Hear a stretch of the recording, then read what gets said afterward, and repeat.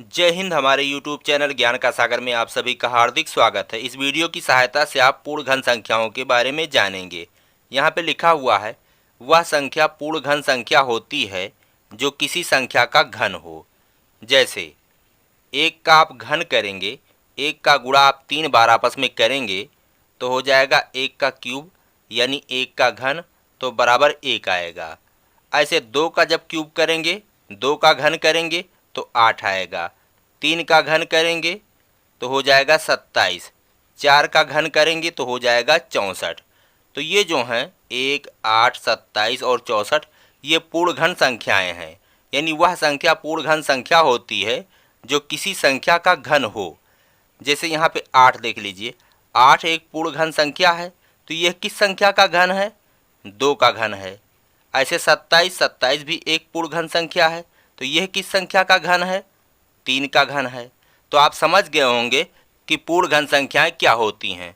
जैसे अगर 10 ले लें, 10 का घन करेंगे तो 10 गुणे 10 गुणे 10, 3 बार गुणा होगा तो 3 बार तो 10 की घात 3, 10 दहाइयम 100 दहाइयम 1000। 1000 ये क्या है? ये भी पूर्ण घन संख्या है। 8 का 8 गुणे 8 गुणे 8, 8 का घन करेंगे, 8 का क्यूब, तो बराबर होगा 8 अट्ठे 64, 64 अट्ठे 512, 512। तो 512 भी एक पूर्ण घन संख्या है। तो आप समझ गए होंगे कि पूर्ण घन संख्याएं क्या होती हैं। अब आइए हम आपको बताते हैं कि पूर्ण घन संख्याओं की पहचान कैसे की जाएगी। पूर्ण घन संख्याओं की पहचान क्या है, हमने यहाँ पे लिख दिया है। वह संख्याएं पूर्ण घन होती हैं जिनके अभाज्य गुणनखंडों में समान गुणनखंडों के सभी तिर्क बनने के पश्चात कोई भी गुणनखंड शेष न रहे, अन्यथा वह संख्या पूर्ण घन नहीं होगी। आपको कोई संख्या दे दी जाए और कहा जाए कि आप पहचानिए यह पूर्ण घन संख्या है या नहीं है, तो आप कैसे पहचानेंगे? सबसे पहले आप दी गई उस संख्या का अभाज्य गुणनखंड निकालेंगे। अभाज्य गुणनखंड निकालने के बाद में आप समान गुणनखंडों के तिर्क बनाएंगे। तिर्क का मतलब 3-3 का आप समूह बनाएंगे। समान गुणनखंडों के आपको तिर्क बनाना है। तिर्क बनाने के बाद में अगर कोई भी गुणनखंड शेष बचता है तब तो वह पूर्ण घन संख्या नहीं है, और अगर कोई भी गुणनखंड शेष नहीं बचता है तब वह क्या है? वह पूर्ण घन संख्या है। अब आइए हम यहाँ पे एग्जाम्पल के माध्यम से आपको बताते हैं।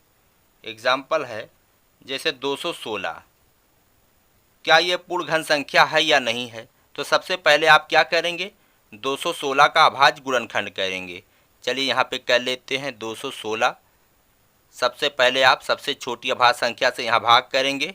2 से कट रहा है तो 1 2, 2 शून्यम 0, 2 अट्ठे 16, 2 से पुनः कटेगा 2 पंजे 10, 2 चौके 8, फिर कटेगा 2 से, 2 दूना 4, 2 सत्ते 14, 3 से कटेगा, 3 नवा 27, पुनः 3 से, 3 तिरिक्के 9, फिर 3 से कटेगा, 3 इक्कम 3। जब यहाँ 1 आ जाए तब आप रुक जाइए, यानी आपका अभाज्य गुणनखंड हो चुका है। तो 216 इसका अभाज्य गुणनखंड आया 2 गुणे 2 गुणे 2 गुणे 2 गुणे 3 गुणे 3 गुणे 3, यही आया है। अब क्या करेंगे आप? यह अभाज्य गुणनखंड हो चुका है। अब आप समान गुणनखंडों के समूह बनाएंगे। 2 के तिर्क बनाएंगे और 3 के भी तिर्क बनाएंगे। 3-3 का समूह आपको बनाना है। अब समूह बनने के बाद में, समान गुणनखंडों के तिर्क बनने के बाद में कोई भी गुणनखंड शेष नहीं बच रहा है। अगर कोई भी गुणनखंड शेष नहीं बच रहा है तब क्या है? ये 216 एक पूर्ण घन संख्या है। अतः यहाँ पे लिखेंगे, अतः 216 एक पूर्ण घन संख्या है। घन संख्या है। तो 216 एक पूर्ण घन संख्या है। ये किस संख्या के घन करने से प्राप्त हुई है? देखिए, इस समूह में से, इस तिर्क में से आप एक 2 निकाल लेंगे और इस तिर्क में से आप एक 3 निकाल लेंगे। 2 का गुणा, जो 2 निकाले हैं आप, इस 2 का गुणा इस 3 में करेंगे तो 2 तियाएँ 6, 6 का आप घन करेंगे तो क्या आएगा, 216 आएगा। तो 216 एक पूर्ण घन संख्या है। अब आइए अगला एग्जाम्पल हम आपको दिखाते हैं। दूसरा एग्जाम्पल है 200। क्या यह पूर्ण घन संख्या है या नहीं है? तो सबसे पहले आप 200 का अभाज्य गुणनखंड करेंगे। तो 2 से कट रहा है, 2 से काटेंगे, 2 इक्केम 2, 2 शून्यम शून्य, 2 शून्यम शून्य, पुनः 2 से कट रहा है, 2 पंजे 10, 2 शून्यम शून्य, 2 से पुनः कट रहा है, 2 दूना 4 और 1 बचा, हो गया 10, 2 पंजे 10। अब 5 से कटेगा, 5 पंजे 25, पुनः 5 से कटेगा, 5 इक्केम 5। अब यहाँ 1 बचा, अभाज्य गुणनखंड हो चुका है। तो 200 का अभाज्य गुणनखंड आपका आया है 2 गुणे 2 गुणे 2 गुणे 5 गुणे 5। तो यहाँ पे 200 का अभाज्य गुणनखंड हो चुका है। ये सभी 200 के अभाज्य गुणनखंड है। अब क्या करेंगे, समान गुणनखंडों के त्रिक बनाएंगे, 3-3 के समूह बनाएंगे। इस 2 का त्रिक बन गया और इस 5 का त्रिक नहीं बनना है।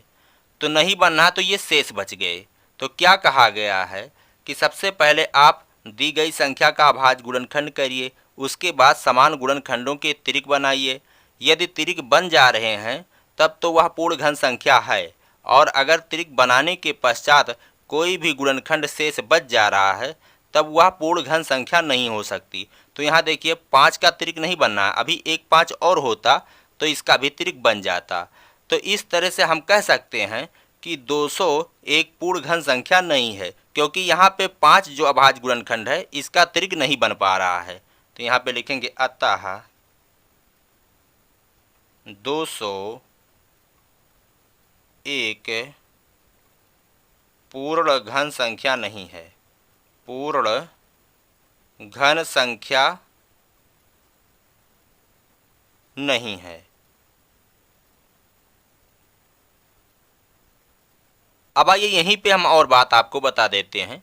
जैसे 200 जो संख्या दी गई थी ये तो पता चल गया कि पूर्ण घन संख्या नहीं है, लेकिन आपसे ऐसा कोई कह दे कि इसको पूर्ण घन संख्या बनाइए तो आप कैसे बनाएंगे? चलिए हम यहाँ पे आपको बता देते हैं। इसको पूर्ण घन संख्या बनाने के लिए 2 तरीके हैं, या तो आप इसमें गुणा करें या आप इसमें भाग करें।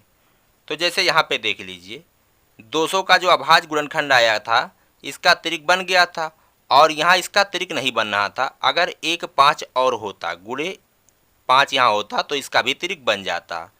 तो ये क्या हो जाता, 2 गुणे 2 गुणे 2 गुणे 5 गुणे 5 यही था। अब अगर एक 5 और होता तो इसका त्रिक हो गया और इसका त्रिक हो गया। तो अब संख्या क्या हो जाती, 2 दूना 4 दूना 8 पंजे 40 पंजे 200 पंजे 1000। तो यदि हम 200 में 5 से गुणा कर दें तो जो 1000 प्राप्त होगा तो ये एक पूर्ण घन संख्या होगा। अब आइए दूसरा तरीका, हम भाग करके भी इसको पूर्ण घन संख्या बना सकते हैं। देखिए 200 का जब हमने अभाज्य गुणनखंड किया था तो क्या आया था, 2 गुणे 2 गुणे 2 गुणे 5 गुणे 5। देखिए 2 का तो त्रिक बन जा रहा है, यहाँ 5 का त्रिक नहीं बन रहा था। तो अगर हम इस 5 को गायब कर दें तो 2 का त्रिक बन जाएगा और ये 5 नहीं रहेगा। तो क्या होगा, ये पूर्ण घन संख्या बन जाएगा। तो इसमें हम भाग कर दें 5 गुणे 5 यानी 25 से भाग कर दें, जो आपका शेष बच रहा है जो गुणनखंड उसी से भाग कर दें तो क्या हो जाएगा, ये पूर्ण घन संख्या बन जाएगा। तो ये और ये कट जाएगा इससे, तो क्या बचेगा, 2 दूना 4 दूना 8, 8 क्या है, ये भी एक पूर्ण घन संख्या है। तो किसी भी संख्या को पूर्ण घन संख्या में बदलने के लिए सबसे पहले आप अभाज्य गुणनखंड करिए, उसके बाद में जो शेष आ रहा है आप उसका त्रिक बनाने के लिए उसमें गुणा कर दें, या जो बच रहा है शेष जो है उससे भाग कर दें, तो वो संख्या पूर्ण घन संख्या बन जाएगी। मैं उम्मीद करता हूँ कि मेरा ये वीडियो आपके समझ में आया होगा, आपको पसंद आया होगा। हम मिलेंगे आपसे अगले वीडियो में। कहते हैं जय हिंद, जय भारत।